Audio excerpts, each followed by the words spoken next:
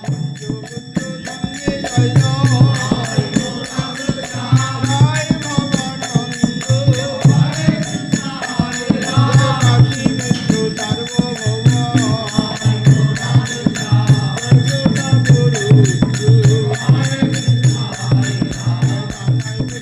Sri Radheshyam and welcome back.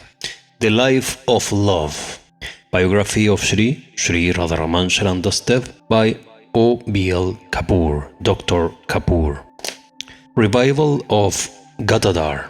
One day, Babaji Mahasai and his party were invited in the evening for Mahaprasad at the house of one Harish Babu.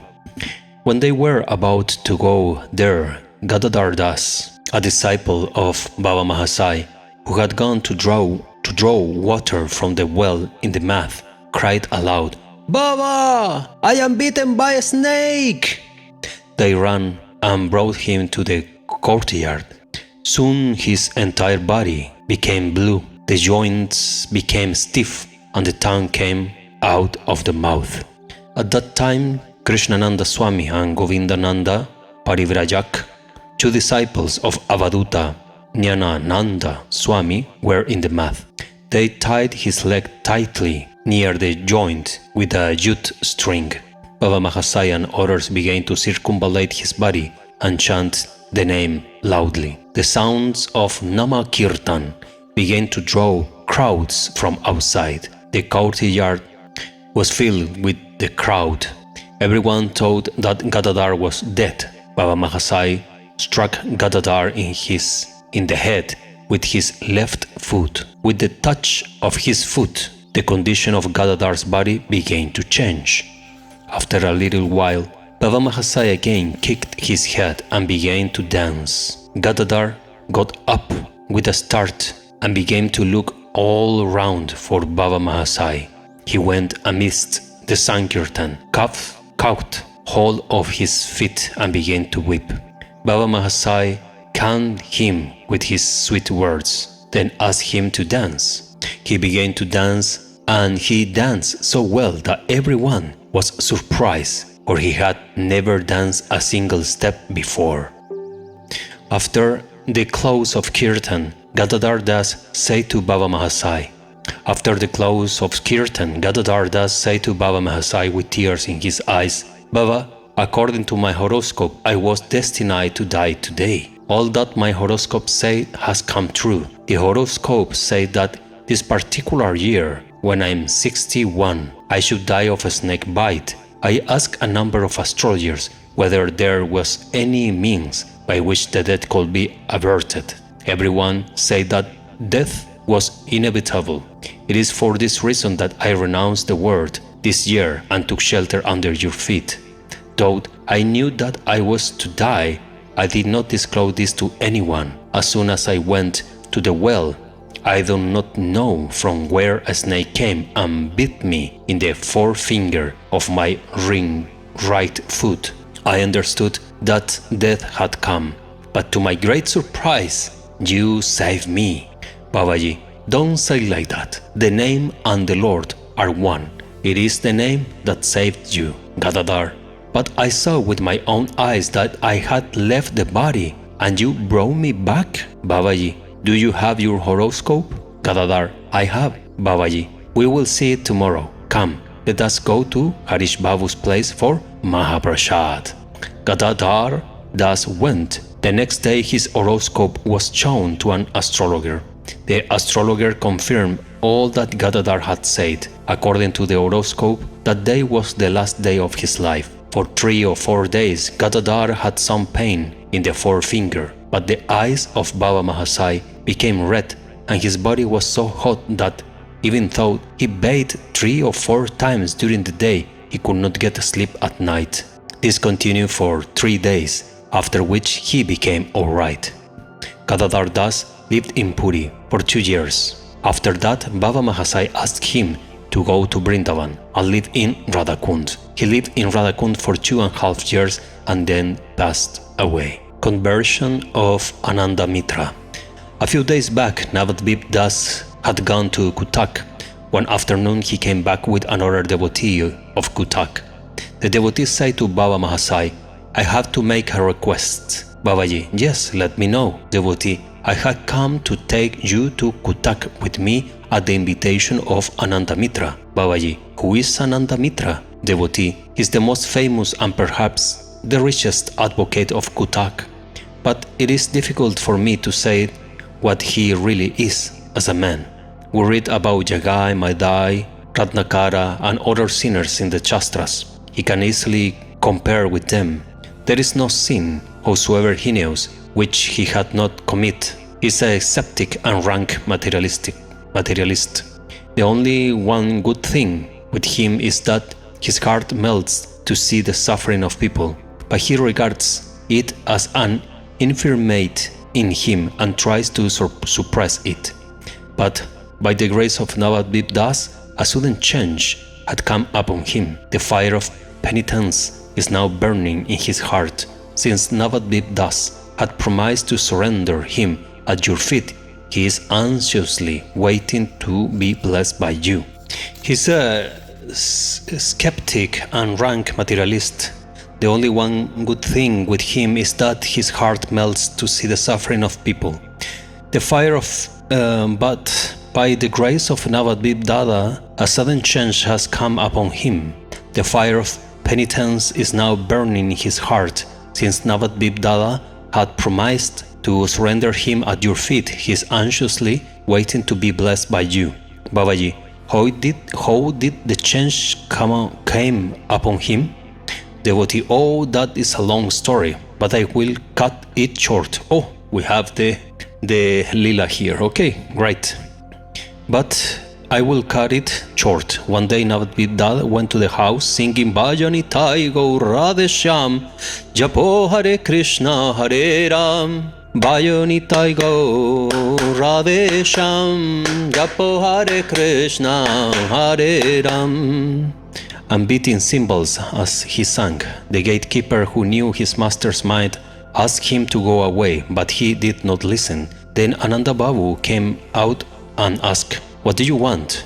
Navadvip did not reply, but continued to sing, since his real purpose was to make him hear Harinam. Ananda Babu said angrily, you maniac, why don't you listen? What do you want? Nothing, replied Navadvip smilingly. Then what have you come for? I do not know. Then who knows? The Lord knows. In utter dejection, Ananda Baba went in asking the servant to give the beggar 4 pies and dismiss him. It means money.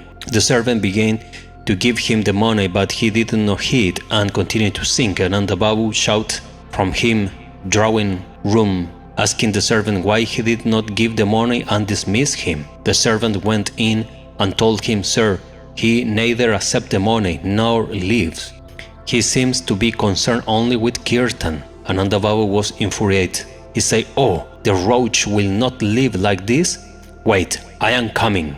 Immediately the servant came out running and said to Navadvip Das, run away!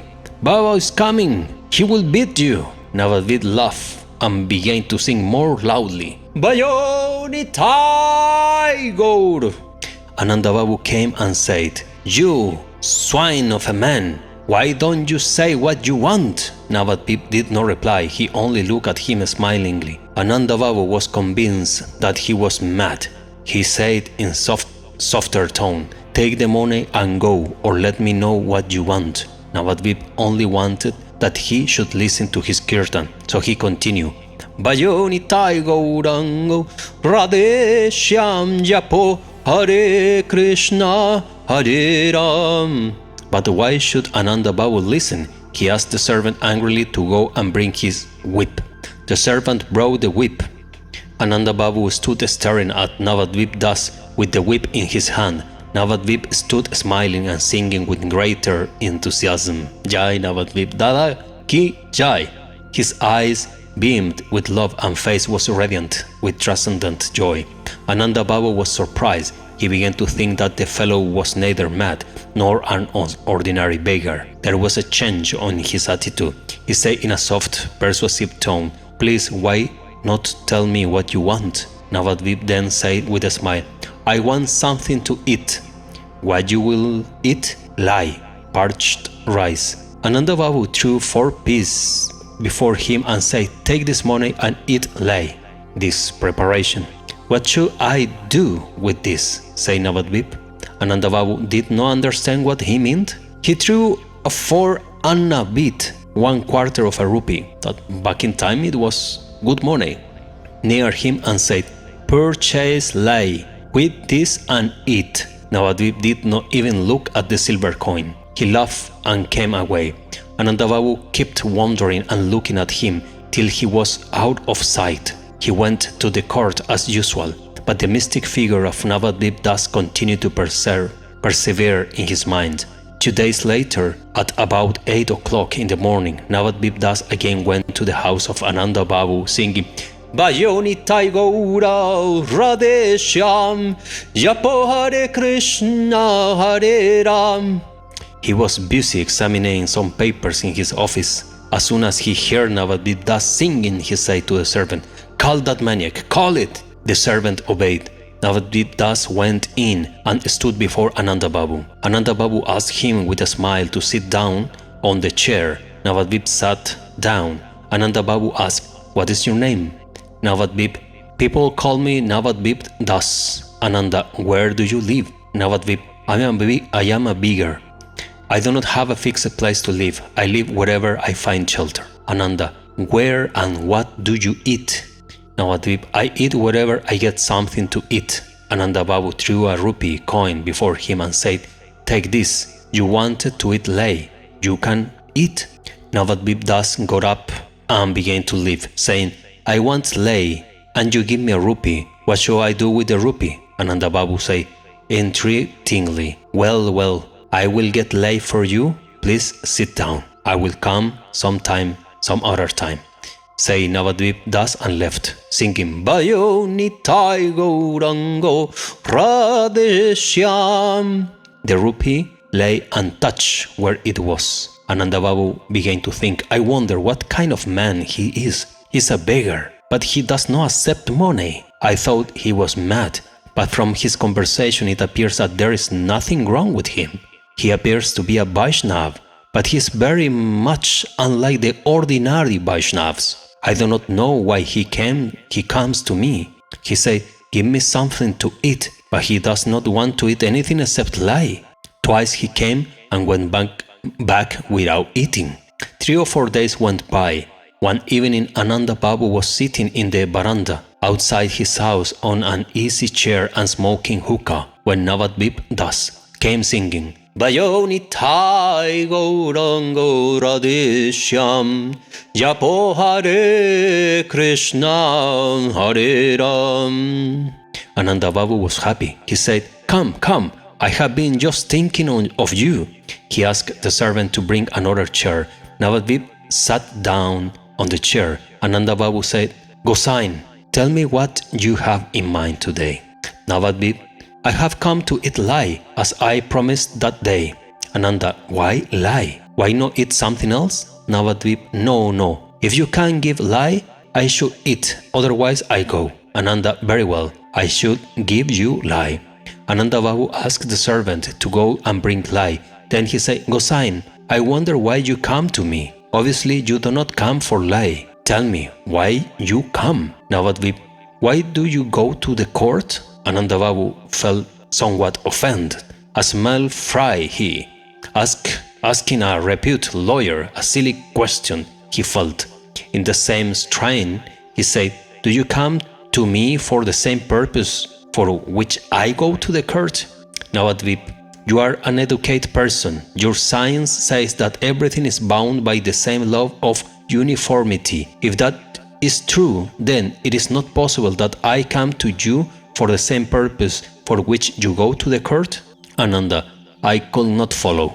Navadvip, perhaps do you not believe in God, but you are believing science and the laws of science. According to science, the law, according to which the sun, the moon and the stars moving along their course remain fixed in their position, in the same as the law according to which the leaves of the trees fell on the ground. This is called the law of gravitation. Isn't that so?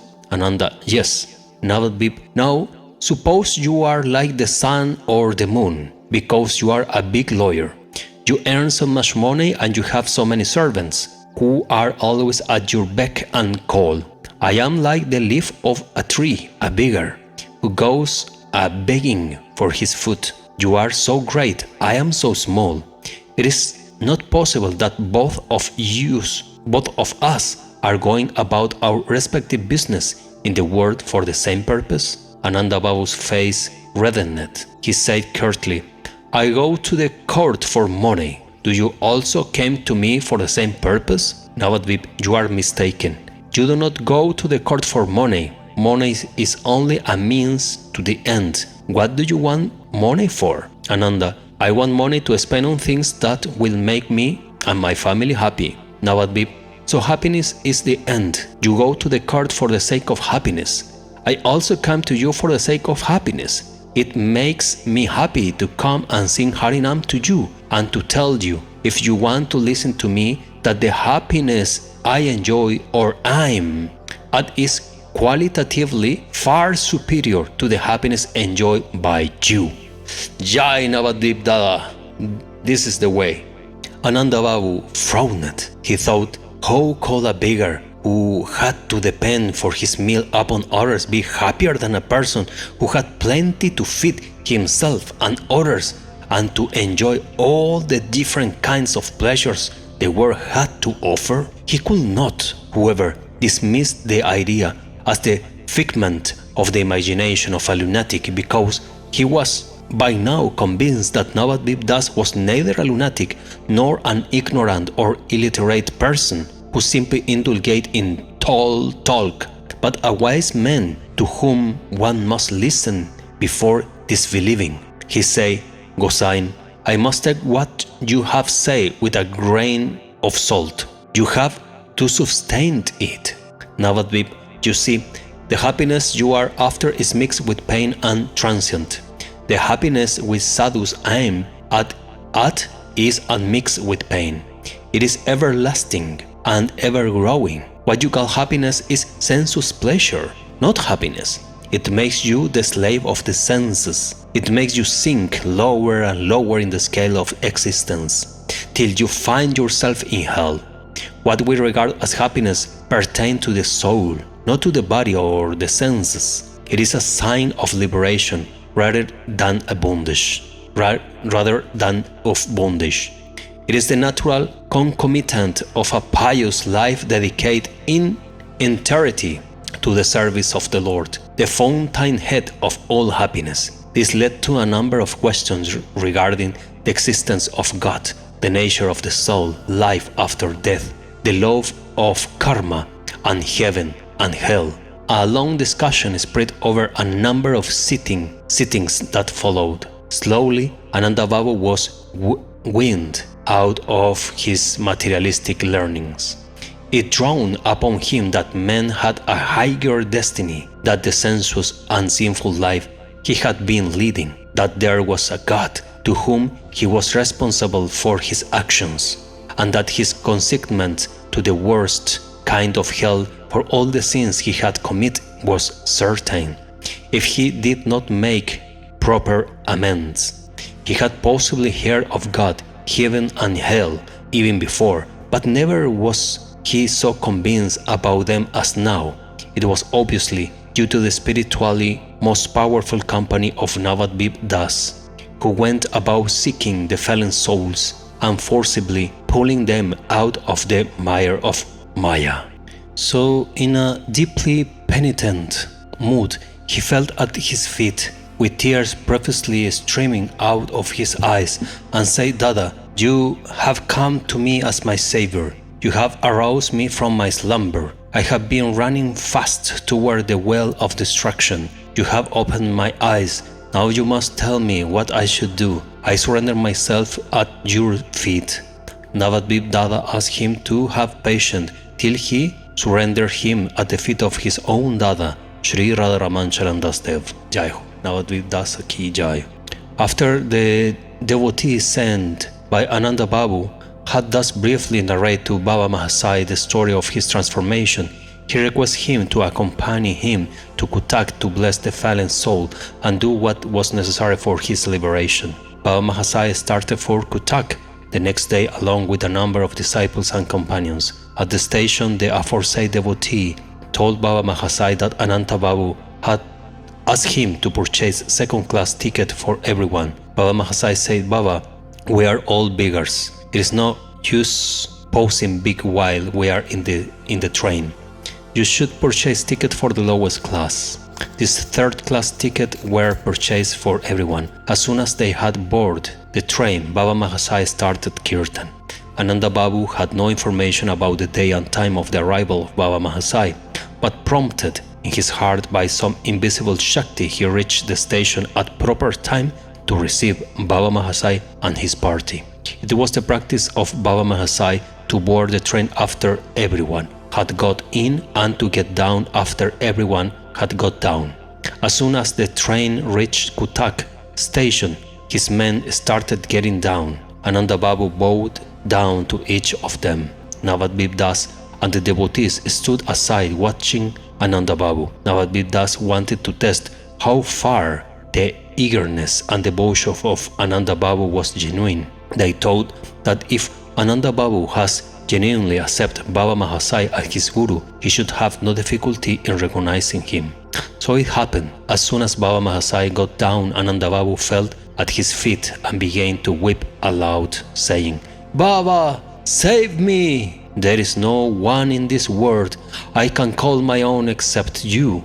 I know that none of my kith and kin, for whom I have worked day and night and earned so much money by fair or foul means, will share my sins. If you do not show mercy on me, I am doomed." Baba Mahasaya lift and embrace him and say, "Fear not, my brother, since all merciful Nitai Chand is there. Let us go to your house." Baba Mahasaya, Ananda Babu, Lalita Dasi, and Kusum Manjari Dasi sat on the carriage, others in other carriages. Ananda Babu sat on the feet of Baba Mahasaya and began to wash them with the tears of his eyes and say, "Baba, I cannot say how many sins I have committed. I have been a meat eater, a drunkard, and a debauch. I have spoiled the chastity of so many women and cheated so many people. I have worked against my own client by accepting money from the opponent. I had not believed till now that there was something above me who would sit in judgment upon me and shall I be punished for all my deeds." Navadvip Das had opened my eyes. I have begun to hate myself just as everyone else hates me. Even Nitai Gaura will close their eyes to see me. My only hope lies in your lotus feet. Kindly have mercy on me. Wow, such a beautiful words from Ananda Babu here. We must understand really what is going on. And I don't think personally that Ananda Babu was an ordinary man, even though he acted like, but I think he is not an ordinary soul, since first of all, he has the chance to be directly with Sri Radharaman Charan Das Dev. He was directly with him. He met the associates of Sri Radharaman. So this cannot be an ordinary man, no at all. So this is part of Lila. And Lila and the companions of the Lila, they are all, okay. And ordinary men cannot compose some verses, some beautiful surrender poetry like this. This is not normal. Normal people, they cannot even speak in sense. Okay, Ananda Babu was thus weeping and wailing. Baba Mahasaya was reclining on the back of his seat, while his feet were held by Ananda Babu close to his heart. He was listening to the penitential outpouring of his heart with eyes half closed. At intervals his body trembled and he shouted, "Jai Nitai! Jai Nitai!" When Ananda Babu completely broke down, he said, "Ananda Babu, you need not to be so restless. In this age of Kali, no one should be debarred from the mercy of Lord. For Nitai Gaur, shower their mercy on all without taking into account their faults. You give me all the sins you have committed in this life and the life that have passed, and take shelter under the feet with a pure heart. under their feet 𝐼𝐿 with a pure heart. So saying, he locked Ananda Babu in his arms and sat still. His entire body became so dark and lustreless that it was difficult to recognize him. After a short while, the carriage stopped in front of Ananda Babu's house. Baba Mahasai got down. Navadvip Das saw his darkened body. He understood that what had happened. He shouted, "Ha Nitai! Jai Nitai!" and began to dance in ecstasy. Baba Mahasai caught his right hand with his left hand and both began to dance together. Others came with a call and kartals and began to do kirtan. Adroit Navadvip Das, dancing with Baba Mahasai, ingeniously took him inside the house along with the kirtan. Neighbors heard the sound of kirtan and came running to Ananda Babu's house. They saw Ananda Babu dancing in a mist of kirtan with both of his arms raised and tears incessantly flowing from his eyes. What a surprise, they say. Ananda Babu was a terror to the sadhus and Vaishnavas. They dared not go near his house.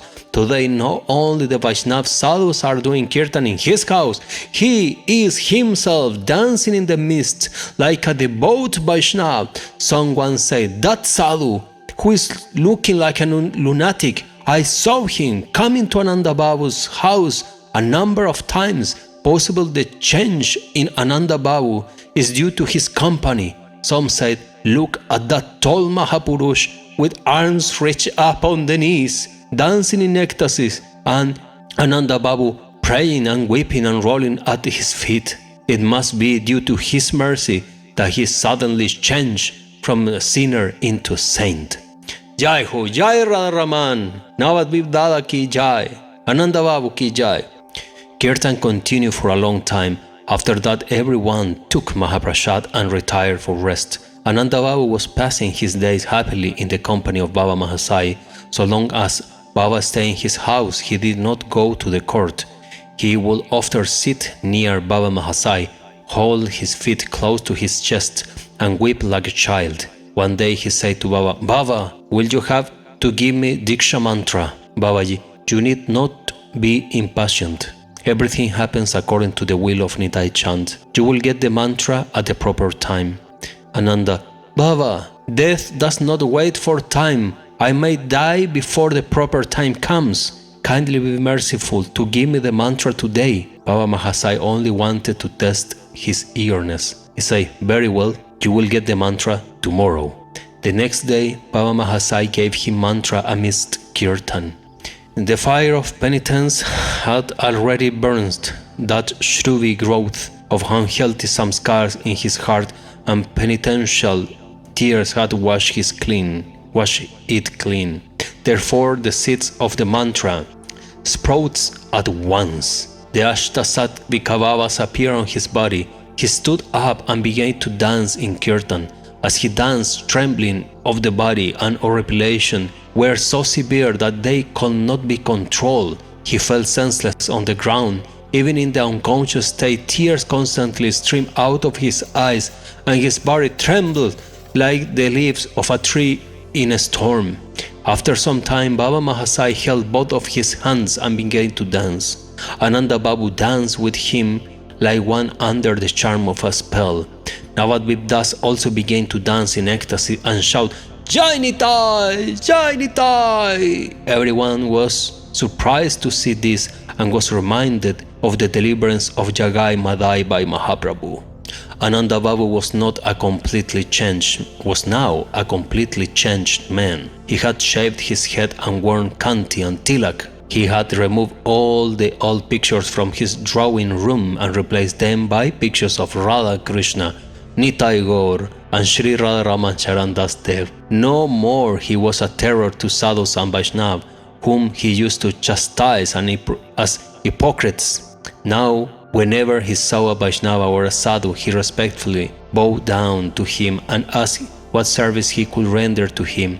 He accepted only those cases from his client which were based on truth, and told them that if at any stage he found anything untruth, he would give up the case. Baba Mahasai had not stayed in his house for a month. had to stay in his house for a month, because every time he wanted to leave, Ananda Babu wept and requested him to stay for a few more days. When ultimately he left for Puri, he wanted to go with him, for he said he could not live without him. Krishna! Baba Mahasai, whoever, soothed him by his sweet words and asked him to go to Puri later for some time. Jai Radharaman, Jai Radharaman, Jai Jai Sri Radharaman. In the next we will read they came to rescue but were caught. Life of Love ki Jai, Shri Navadvip Dada ki Jai, Shri Radharaman Charan Das Dev ki Jai, Shri Ananda Babu ki Jai. As always, help me to spread the glories of Shri Radharaman Charan Das Dev in English and to keep this seva to the Mahatmas. Share this video on your social media. On Facebook, you can share on your WhatsApp group so more devotees can hear the glories of Shri Radharaman Charan Das Dev. With that, YouTube algorithm will recommend our readings. Thank you very much for watching. Dandavat pranams, Bhajanita Gaur, Radheshyam Japo Hare Krishna Hare Ram. See you in the next.